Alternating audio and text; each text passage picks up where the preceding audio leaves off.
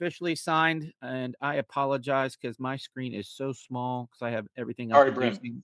Thank you. Local kid.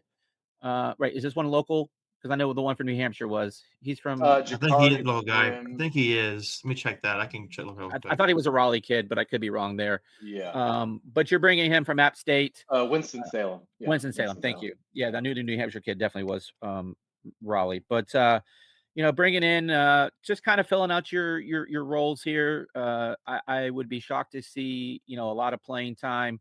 Uh, his NIL is probably 7 basketballs and some athletic tape. So you probably got him on the cheap, and I think it's a good signing. Again, Justin Gainey wanted to bring in local guys to kind of build out his roster, and that this fits that bill. But Ethan, I'll start with you on this one. Just kind of give me your thoughts on what you expect from Mr. Brim here.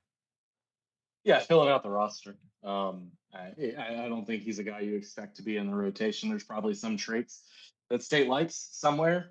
Whether it's his athleticism, maybe they like his shooting, but played minimally at App State last year.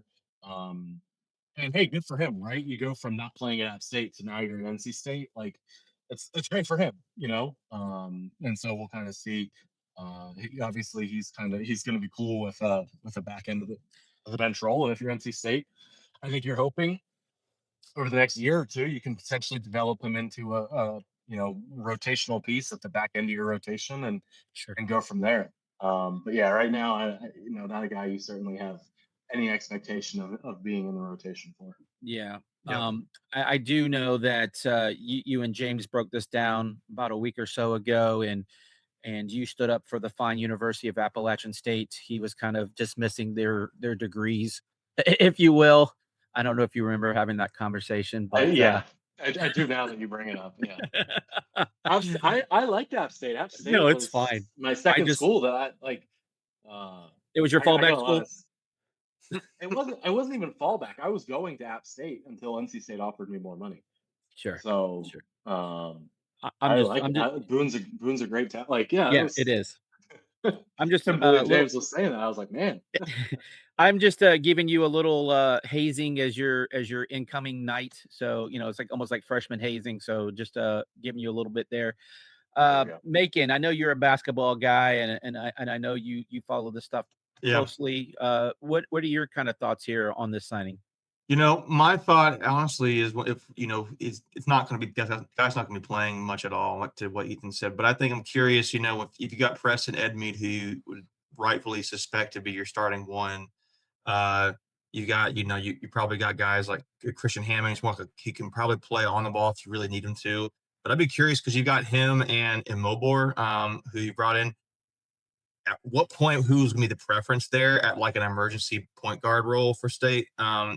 I'm going to be really curious about that if they get into a pinch. But I think that the cream will rise to the top there between those two guys. I know Mobile was at New Hampshire, like you mentioned. This guy was at App State, didn't play. I think Mobile, actually did played some at New Hampshire. So I'm just gonna be curious about that. Honestly, that's kind of the only thing I'll add is Mhm. who gets the preference there at like the emergency backup point guard spot between Emuobor and Brim. So Yeah. Can I answer your question, Macon?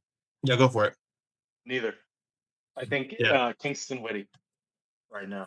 Oh And yeah. I think we're talking three guys who are currently not in the rotation, right? I think you're looking at Darius Adams as your quote unquote bench guard. Yeah.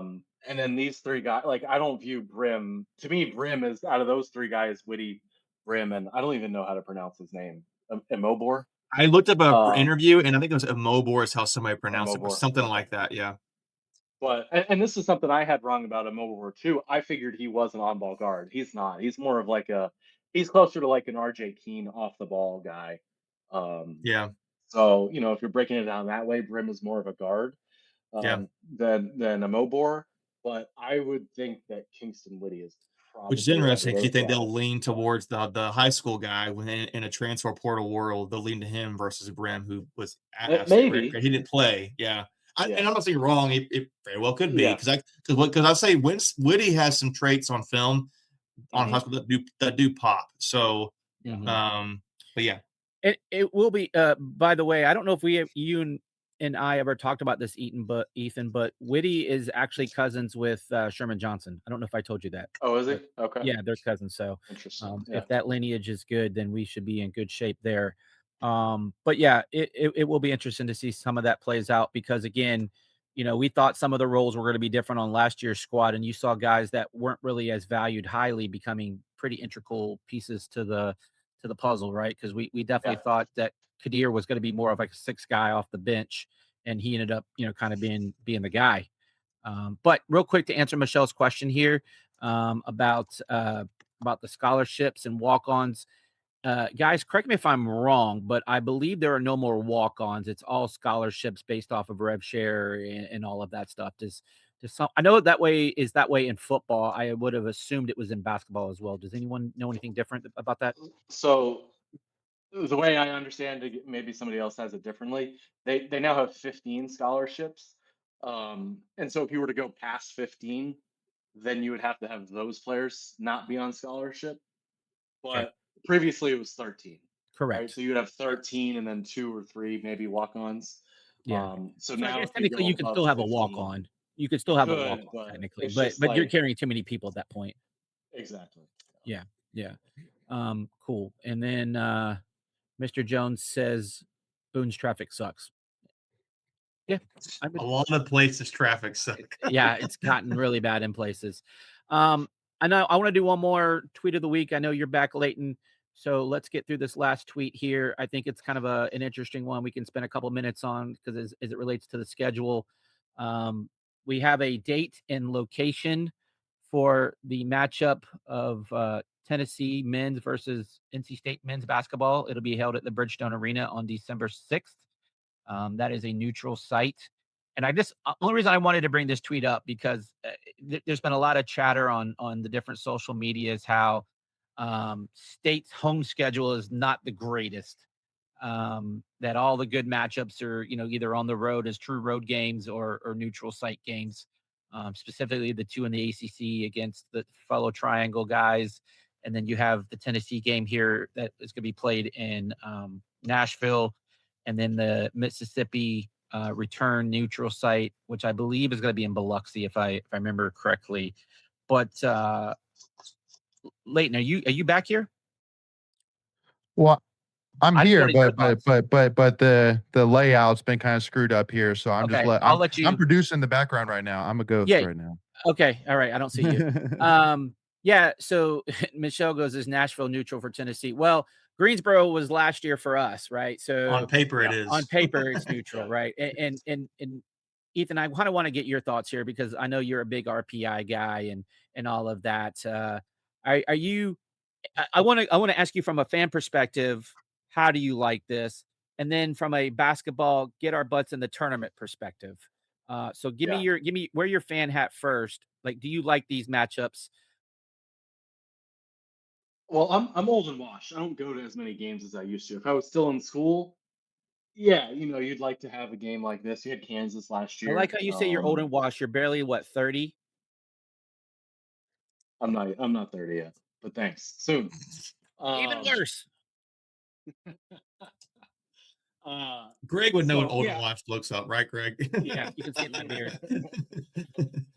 uh, so yeah, you like that. But on the flip side, like Nashville's a cool place to go see a game, right? Like how many times are you going to see NC State play Nashville? We should probably default to you on that, Greg, because It'll be I twice feel in like within 2 months since we play yeah, Vandy in with the football. football game, Right. yeah. Yeah, So but I can safely assume you'll be there. That's a fun place to go, it So is from fun. that perspective, it's nice from the tournament perspective. Look, people don't want to hear it. You don't want to play any home games. Like you just I like know. they're just not beneficial to me. The gap between a top 75 versus a top 25 or top 30, I guess, being a quad one game. I mean, if I was in charge of the schedule, you wouldn't play any home games. I know. So people would hate me. But from that perspective, yeah, it's hugely beneficial. Like to me, top 75 is like It's a slam dunk. Pardon the pun. it's everybody. Like that's Yeah, that's 75% of the ACC. And yeah, then again, top 30 is like 25%. So there's just such a yeah. wide range of teams. And now Tennessee, you're not worried about Tennessee being outside of even the top 30. They'll be up there. So Correct. they're a little different from that perspective. But Mississippi, sort of like Mississippi Kansas. is the case study on Ole this one. Miss, yeah. Yeah. And they almost crept back up into quad one last year. They did, did. at the very end in the conference Yep. tournament. Yeah. And so you're right, like Ole Miss, and they'll have that Ole Miss neutral site game that would be beneficial. So this one you could get away with playing home and away, Yeah. but neutral to me. Well, is always fine. see, this is where you might be wrong because the return trip for them may not be a quad one, right? And so there's the Yeah. So there's You're looking at it from State's perspective. correct. You're not as worried about it, but for Tennessee, yeah, and maybe I don't know if there would be a return. Is this just a Justin Gainey thing? No, I'm not sure. I don't this think is sort of this is the return. Oh, actually, no, wait, I got it wrong. I'm thinking women's because women's played Tennessee in Greensboro, and This is the game one of a home and home neutral correct. series, probably. Correct. Too confusing. But Macon, give me your thoughts. Like again, from a fan perspective and then a tournament resume perspective, right? Because to Ethan's point. Yeah, I'm just going to echo what you said. I'm not going to go belabor it more. I think it's great you're playing in Nashville, fun city to play in. I do think this is kind of funny how programs are getting smart and finding the loopholes in the NCAA's rules of like it's not a home game, so we're going to treat this RPI a little bit differently. So yeah, I like it. Tennessee's a good team. It's a Power 4 non-conference team, so we don't get to play Tennessee a lot. That's an added benefit there. So it's just a fun new opponent to see.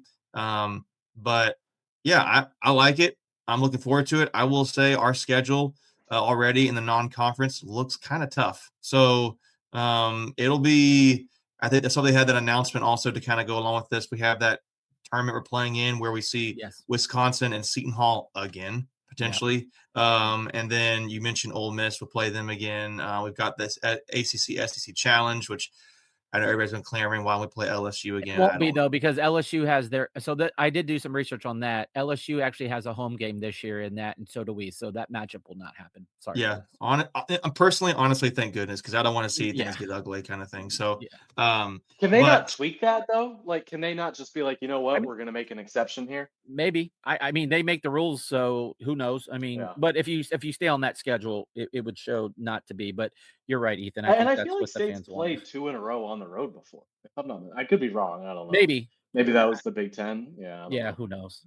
But yeah. So I know Michelle was asking about like Nashville. It actually, I just looked it up. It's over 2.5 hours from Knoxville to Nashville. Yeah. So, but Tennessee is a full state program. So. Right. And you've seen teams do like the fake neutral site game. I think Wake Forest played Michigan in Greensboro. Like, come on now. Yeah. Like that's, yeah. This is not that. Like, this is, Nashville is a real neutral site here. Yeah. So, and even Ole Miss in Greensboro, like, not really a neutral site, but an hour away, I guess. So this would be like this kind game of is not in that category. Yeah. So this would be kind of the same comp, saying as much as I hate Charlotte, I think playing there in North Carolina neutral sites would be better than Greensboro. I think it's a better facility, right? I don't think you can argue that. And distance wise, it's about the same from Knoxville to Nashville as it is from Raleigh to Charlotte. It's just Charlotte's, no offense to anyone from Charlotte listening, but Charlotte's kind of a dump. So sorry, not afraid to say it.